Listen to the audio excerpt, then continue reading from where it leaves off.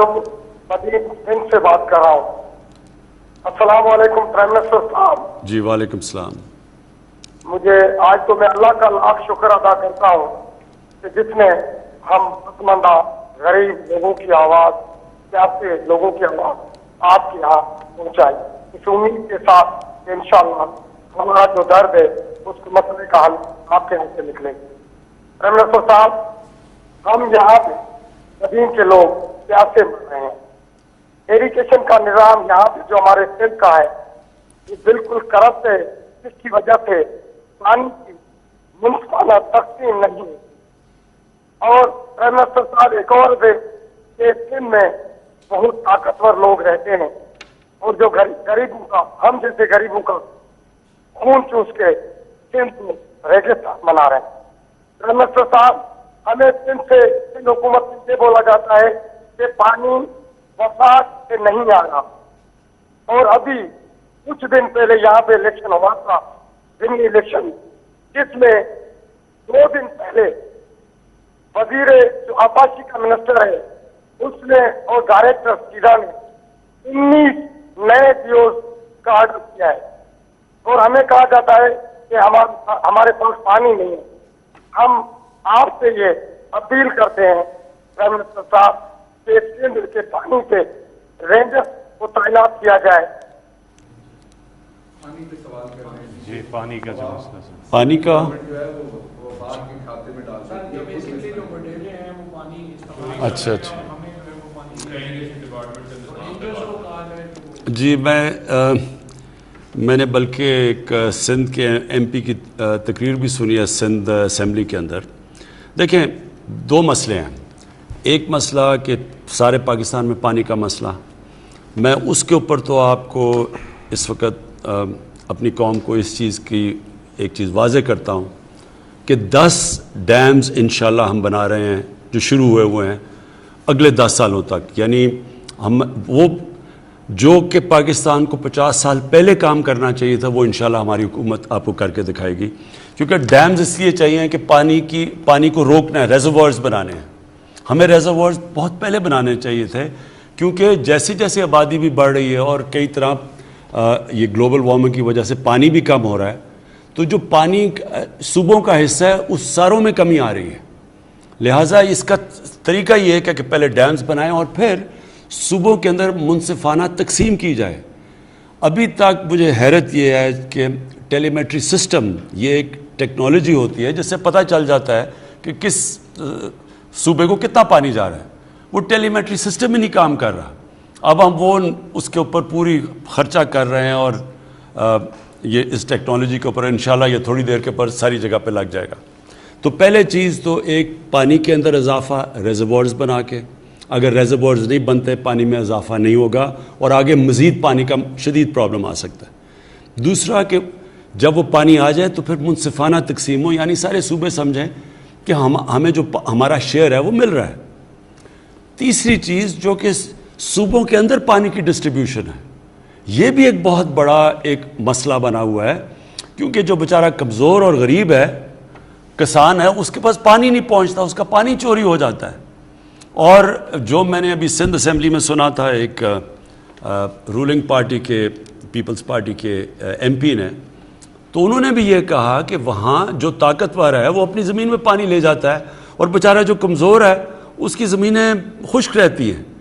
تو اس کے اوپر بھی ایک ہم بات کریں گے کہ اس کے اوپر کیا سسٹم ہے۔ اپنے جو ہمارے نیچے صوبے ہیں ان کے اندر تو ہم یہ انفورس کریں گے، لیکن سندھ کے اندر سندھ کی حکومت کی یہ ذمہ داری ہے کہ جو کمزور ہیں بیچارے، ان کا کام ہے ان کو پانی پہنچانا۔ اور انشاءاللہ دیکھیں گے اگر ان کو ضرورت پڑی رینجز کی، جو کہ اس نے مانگی تھی، جو ایم پی ہیں جنہوں نے تقریر کی اسمبلی میں، ہم رینجز بھی پرووائڈ کریں گے۔ عائشہ بات کر رہی ہوں، میں کوئٹہ سے بلانگ کرتی ہوں، پرائم منسٹر عمران خان صاحب سے بات کرنی۔ جی عائشہ بولیں۔ جی خان صاحب، پہلی بات تو یہ کہ آپ کی عوام آپ سے بہت پیار کرتی ہے، ان کے ایون بچے بھی آپ سے بہت پیار کرتے ہیں۔ آپ جو اقدامات کر رہے ہیں ہمیں آپ پہ پورا بھروسہ ہے، لیکن مسئلہ اتنا بڑا ہے کہ کہیں سنوائی نہیں ہوتی ہے۔ میں بیوہ ہوں، میری والدہ بھی بیوہ ہے، اور کوئی میرا بہن بھائی نہیں ہے، 3 سال کا میرا بیٹا ہے۔ 65 साल की टीचिंग की कमाई से मेरी वालदा ने सिंगल स्टोरी घर बनाया DH रैबर में लाहौर में, और उसको 2019 में किराए पे हमने दिया। वो उन्होंने कब्जा कर लिया, SSP का भाई था। शेख उमर साहब ने मेरा 2020 में दिसंबर में मेरा कब्जा छुड़वाया। अल्लाह ताला उन्हें सेहत तंदुरुस्ती दे, इज्जत दे, लेकिन वो बंदा नतीजे में मुझे 5 लाख का मकरूज करके चला गया। शेख उमर साहब ने हिदायत की थी कि इनका मसला हल करवाएं, लेकिन उनकी ट्रांसफर हो गई।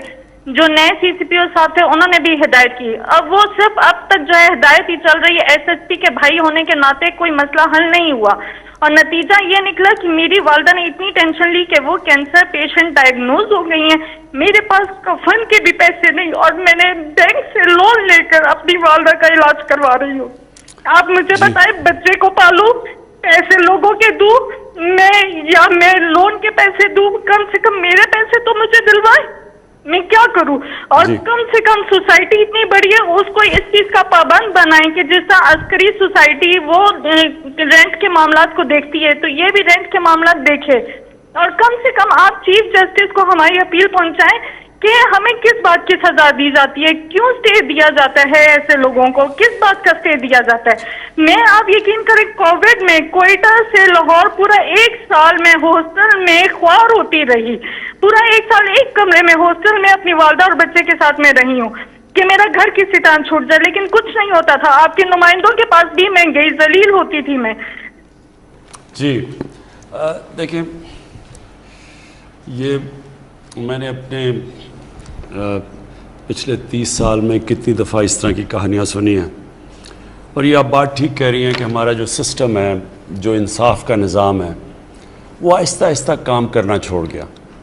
और वो जो इंसाफ होता है ना जी, मैं आपको पहले समझा दूँ इंसाफ होता क्या है। इंसाफ तो कमज़ोर को चाहिए होता है, ताकतवर तो अपने आप को कानून से ऊपर चाहता है कि कानून उसके लिए हो ना। ये जो सारा माफियाज़ हैं पाकिस्तान में, जो इस वक्त सब इकट्ठे हुए हैं कि किसी तरह ये गवर्नमेंट चली जाए, इनकी क्या मसला क्या हमारी गवर्नमेंट से? इनका मसला ये है कि ये कानून के ऊपर रहना चाहते हैं कि अगर ये कानून के ऊपर रहते हैं तो ये मुल्क आगे इसलिए नहीं बढ़ सकता क्योंकि कोई भी दुनिया में जिस मुल्क में कानून की हुक्मरानी नहीं होती वो मुल्क आगे नहीं बढ़ सकता। जितने भी मुल्क आगे बढ़े हुए हैं, क्योंकि जिसका भी वास्ता पड़ा है बाहर एडवांस्ड सिविलाइज्ड तरक्की याफ्ता मुल्कों को देखने का, तो उनमें एक चीज़ होती है, कानून की हुक्मरानी। कोई कानून के ऊपर नहीं। वहाँ माफियाज नहीं काम कर सकते, वहाँ कब्जा ग्रुप नहीं चल सकता, वहाँ आपको सिफारिशें नहीं चाहिए होती। आपको प्राइम मिनिस्टर को टेलीफोन करके नहीं बताना पड़ता कि जी मेरे घर के ऊपर कब्जा हुआ है और किसी ताकतवर ने, और हम हैं भी, और अगर कोई आदमी भी नहीं है घर में मदद करने वाला तो उनका क्या बनता है। ये सारी जो जंग है, जो इसके लिए मैं पॉलिटिक्स में आया था, इंसाफ की तहरीक, इस मुल्क में कमज़ोर की हिफाजत करने के लिए, कमज़ोर को और ताकतवर को कानून के नीचे लाने के लिए ये स्ट्रगल है। ये सारी जो PDM है ये चाहती है हम कानून के ऊपर हो, हम जो मर्जी करें। केसेस पुराने बने हुए हैं लेकिन हम इनको माफ़ कर दें, नहीं तो गवर्नमेंट करा देंगे। ये भी वो शुगर माफिया है, उन्होंने कहा जी FIO कौन होती है हमारे ऊपर करने के लिए। वो उन्होंने जब शुगर एसोसिएशन ने FIO को खत लिख दिया कि तुम अगर करोगे हम चीनी की कीमतों पर बढ़ा देंगे अगर हमारे ऊपर कार्रवाई करोगे। ये हर जगह लोग बैठे हुए हैं, ये जद्दोजहद है। देखिए, इंसाफ की तहरीक होती है, इंसाफ के लिए कौम को आज़ादी की जंग लड़नी पड़ती है इन माफिया से, और ये एक जहाद का नाम है। ये अल्लाह का हुक्म है कि मेरी ज़मीन पर इंसाफ कायम करो। मेरा आपसे ये वादा है कि मेरी पूरी कोशिश है, जब तक मैं इक़्तिदार में हूँ, जब तक मैं नहीं भी हूँ, मैं इसके लिए लड़ूंगा। हमने पूरे अपने जो सारा इंसाफ का निज़ाम है, अदलिया के साथ बैठ के रिफॉर्म्स के लिए भी हम तैयार हैं, अपने जो इदारे हैं उनको भी ठीक कर रहे हैं। ये जो अब तक हमारे आने से पहले नैब काम कर रही थी, तो नैब ने कितने लोगों को पकड़ा, और हमारे सिर्फ 2.5 सालों में नैब ने कितना पैसा रिकवर किया। मैं सिर्फ इसलिए आपको बताना चाहता हूँ कि इदारों को जब आप मजबूत करते हैं, जब आप उनको रोकते नहीं हैं, तो इदारे कितने बेहतर काम कर सकते हैं। जब अदलिया के अंदर आप इंटरफेयर नहीं करते, डंडे से चीफ जस्टिस को निकालते नहीं, तो अदलिया भी फिर तकड़ी हो जाती है। उसी तरह सारे जो इदारे हैं, जब आप उनको अपना काम करने देते हैं तो वो नज़र आ जाता है। क्या मैं सिर्फ इसलिए आपको पहले ये बताना चाहता हूँ कि नैब ने 18 سالوں کے اندر 2017 تک 18 سالوں تک صرف 290 ارب روپیہ انہوں نے وصول کیا تھا جو چوری کا پیسہ ہے. ہمارے 2 سالوں کے اندر نیب نے 484 ارب روپیہ ریکور کیا. اینٹی کرپشن پنجاب نے 10 سالوں میں جو پچھلے 10 سال تھے نون لیگ کے اس میں صرف 2.6 ارب روپیہ ریکور کیا تھا. ہمارے 2.5 سالوں کے اندر جو زمین ہی صرف انہوں نے ریکور کیا وہ 218 ارب روپیہ. میں صرف آخر میں آپ کو یہ کہہ رہا ہوں کہ یہ ہے جنگ چل رہی طاقتور کو قانون کے نیچے لانے کے لیے. آپ کی تو انشاءاللہ ہم نے نوٹ کر لیا, ہم پوری آپ کی کریں گے, لیکن سسٹم ایسا ہونا چاہیے کہ آپ کو کمپلین نہ کرنی پڑے, سب کو قانون سے ڈرنا پڑے.